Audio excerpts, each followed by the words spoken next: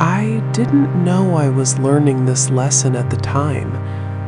Most of the important lessons in life don't announce themselves.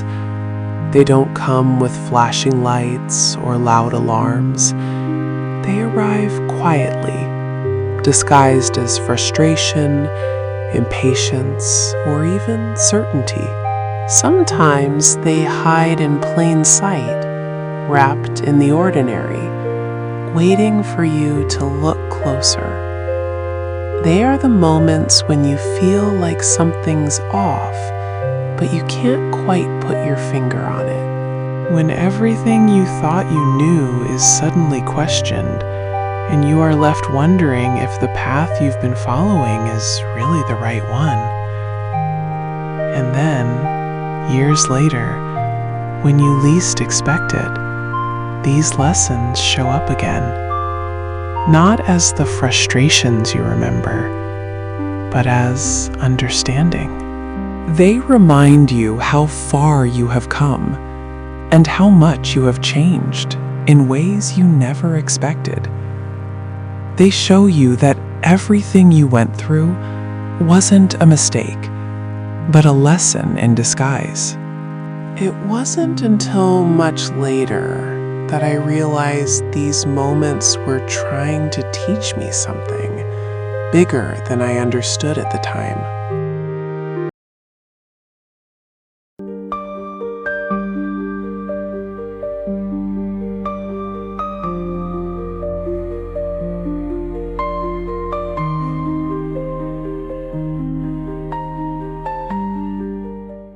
When the work ends, or changes, or no longer needs you in the same way, something very quiet happens. It's not a crash, not a void, but a soft unspooling. It doesn't arrive with an announcement, no fancy speech, no final slide deck. It begins in small, almost invisible ways. The meetings stop appearing on your calendar. The emails slow, then thin out, then eventually disappear. Deadlines that once carried weight suddenly don't reach you anymore. The language that shaped your days, lead, deliver, align, scale, optimize, all these things begin to feel foreign. Like a dialect you once spoke fluently, but no longer think in. At first, it feels like relief, a long exhale you didn't know you were holding. You sleep a little longer. Your shoulders drop. Your jaw unclenches. Then, slowly, relief gives way to something harder to name: disorientation. A subtle vertigo. You wake up at 6:30, out of habit. Your body still remembers the old rhythm. You reach for your phone and stop. There's nothing urgent waiting. No one needs a decision from you before breakfast. You walk into the kitchen at 7 o'clock. The light looks different when you're not rushing past it. The coffee tastes stronger. The house is quieter than it has been in years. You sit at your desk.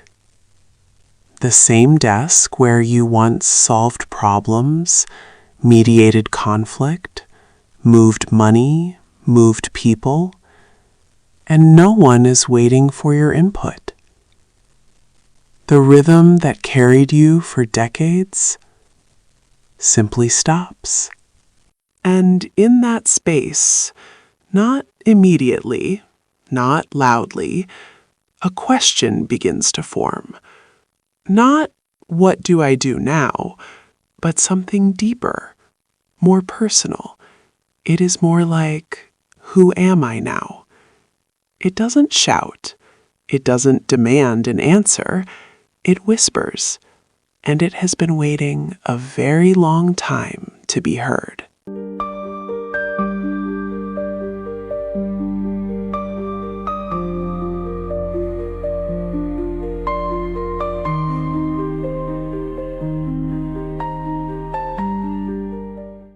I remember the first Tuesday with no agenda. It was not a vacation Tuesday, not a sick day, not a working from home Tuesday, but a still working Tuesday, a real one. Sunlight came through the blinds in uneven stripes, the kind you only notice when you are not already late.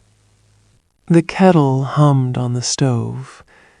Tea steamed in my favorite mug, the one with the small chip on the rim. I had kept it for years, telling myself I would replace it someday. I never did. A notebook lay open on the table, blank, with no action items, no calls, no version of myself to perform.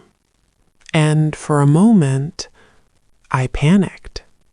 There was a tightness in my chest, an old reflex kicking in. Shouldn't I be doing something? Planning? Fixing? Preparing? The discomfort surprised me. I had worked my entire adult life toward freedom from urgency, and now that it was here, my nervous system didn't quite know what to do with it. So I didn't fill the space. I sat and I listened to the kettle clicking off, to the distant sound of a neighbor's lawnmower, to a dog barking 3 houses down, and eventually to my own breath, slower than it had been in years, deeper, unsupervised. That was the day I began to learn something I had never been taught. Stillness isn't emptiness, it is presence. And presence, not productivity, is where the real work begins.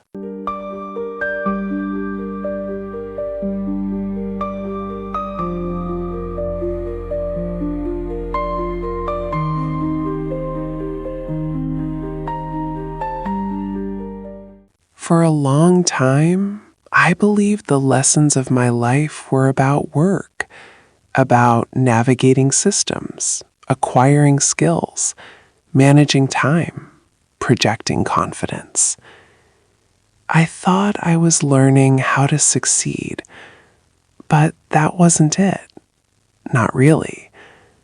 I was learning orientation, where to place my attention, and more importantly, where not to place my identity. Understanding power, I eventually realized, wasn't about control. It was about discernment, knowing which battles shaped the future and which ones only fed the noise. Building skills wasn't about job security. It was about self-trust, about knowing, deep in my bones, that I could learn what I didn't yet know, that competence didn't live on a business card.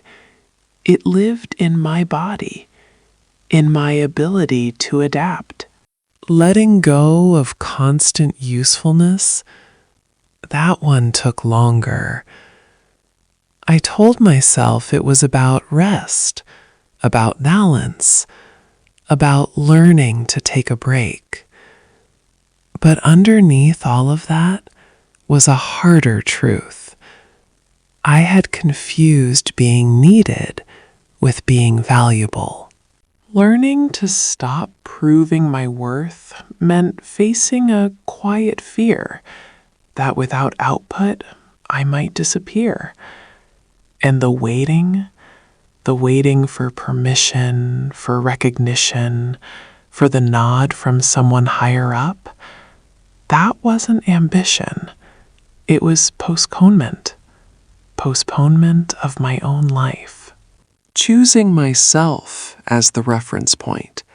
Not a manager's approval, not a title, not applause, was the most destabilizing lesson of all. These were never career strategies. They were life practices, disguised as professional development.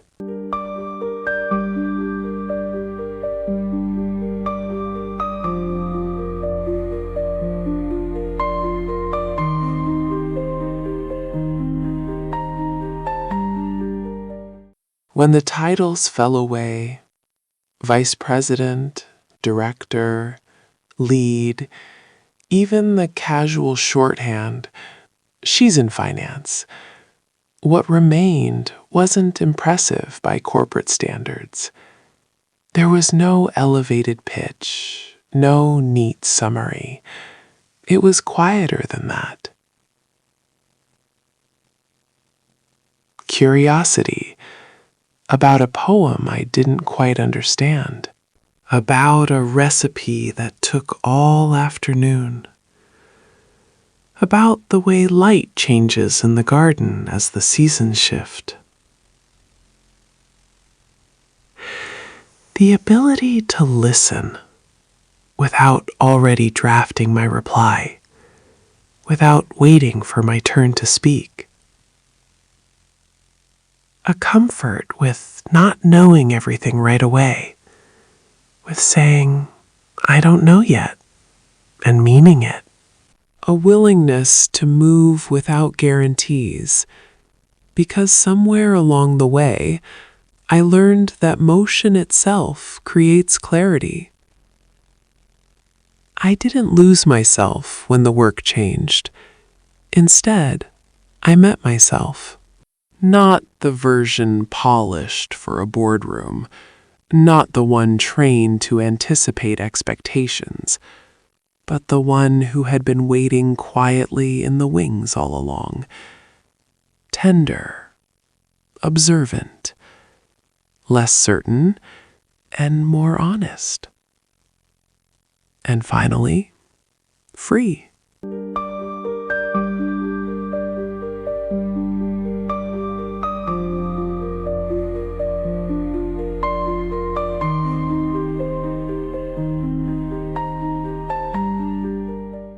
If I could tell my younger self one thing now, it wouldn't be how to climb faster, or how to work harder, or how to prove myself one more time. It would be this: don't confuse motion with meaning. Being busy is not the same as having purpose. I would tell myself, don't confuse praise with belonging. Being needed is not the same as being appreciated. And don't wait to become someone before you allow yourself to live. You are already someone, right now, as you are. Work is a chapter, even a long one. 42 years can feel like a lifetime, and in many ways it is. But it was never meant to be the whole story. The story lives in how you inhabited those years, how you treated people when no one was watching, how you spoke to yourself on the hard days, and how, when the structure finally loosened its grip, you chose to live after.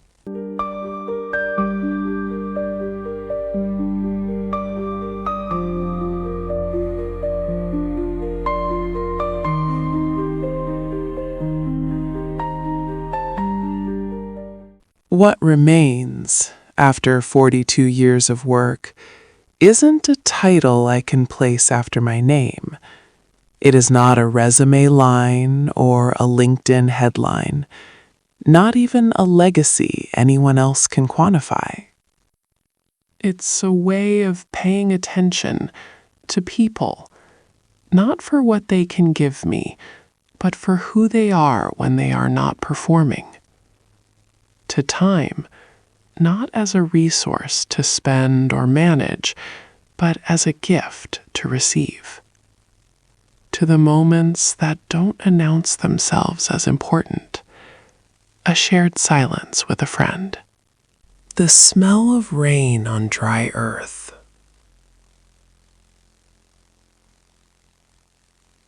The courage it takes to sit with uncertainty and not immediately fill it with noise.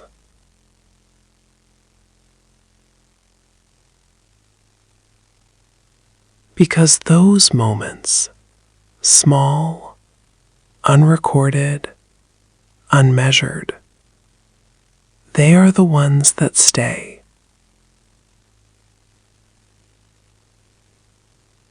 Long after the inbox is closed, long after the badge has returned,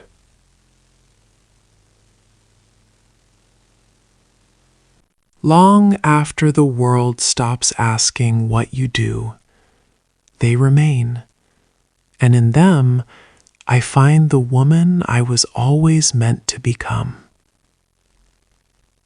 This is another thread in the quiet tapestry of 42 years of work, not offered as advice, not wrapped in regret, not as a mistake I needed to undo, just shared as something that became clear once I stopped filling every silence and learned to listen to what remained.